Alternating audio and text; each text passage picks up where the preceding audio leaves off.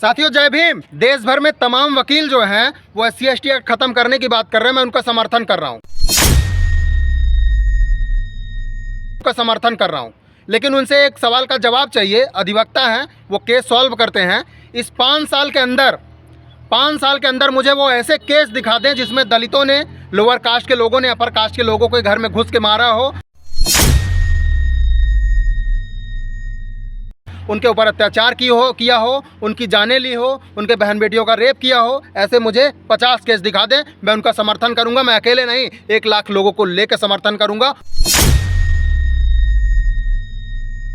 और SC/ST act खत्म करवा दूंगा। लेकिन अगर मैंने इस 5 साल के अंदर 500 ऐसे केस दिखा दिए जिसमें दलित के बहन बेटियों के ऊपर, लोअर कास्ट के बहन बेटियों के ऊपर अत्याचार हुआ हो, रेप हुआ हो और उनके औलादों को, उनके बेटों को, उनके भाइयों को मारा गया हो, उस तरीके से मारा गया हो कि आप सोच भी नहीं सकते, मैं 500 ऐसे केस आपको निकाल के दिखाऊंगा। तब इस बात पे क्या कहेंगे आप? हाँ, SC/ST एक्ट खत्म करना, मैं भी तुम्हारा समर्थन करूंगा। उस दिन खत्म करना जिस दिन लोअर कास्ट के लोग अपर कास्ट के घरों में घुस के मारेंगे,